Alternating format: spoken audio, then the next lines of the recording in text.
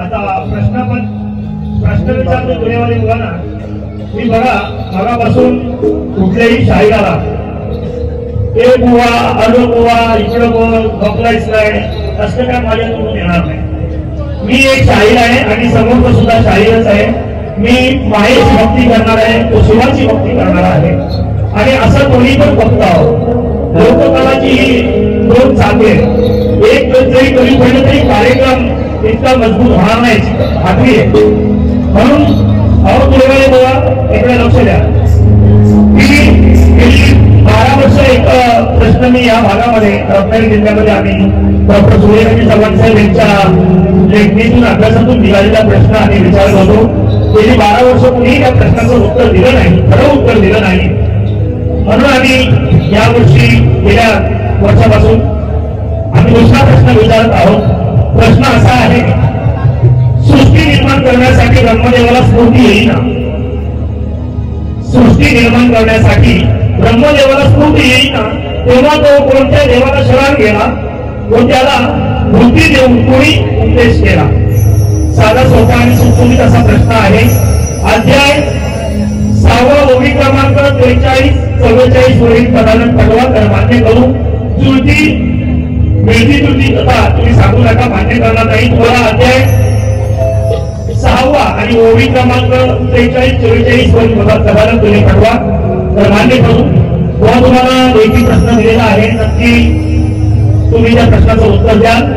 आज या ठिकाणी मला दत्ताबुवांची खूप आठवण येते, कारण दत्ताबुवा ही एक अशी व्यक्ती होऊन गेली या भागामध्ये, या पाली नांजा या भागामध्ये खरं तर खरं बोलणारा एक शाहीर म्हणून आपल्यातून निघून गेला। दुसरी गोष्ट अशी की त्या व्यक्तीला कधी दुसऱ्या शाहिराला कमी पडत असेल तर त्याला त्या पद्धतीने वारी करणारा शाहीर मी पाहिलेला आणि त्यांचे चिरंजीव सुशांत मराठे हे सुद्धा भारी आव्हानाचे गायक आहेत।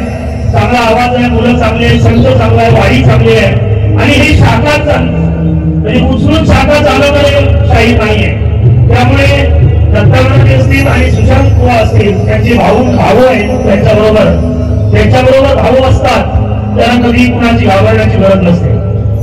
त्यामुळे दत्ताबुवा आपल्यातून निघून गेलेले आहेत। सुशांत बुवा या प्रश्नाचं खरं उत्तर तुम्ही द्याल अशी अपेक्षा करून मी माझ्या पुढच्या वारीकडे वळतो। ऐका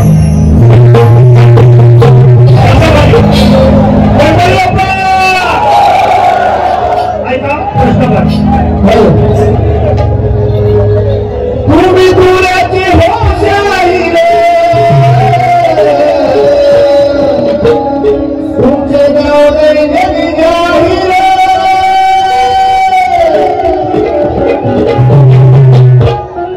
तुम्ही दुराची होशाही रे तुमचे गाव नाही रे प्रतनाट बोलू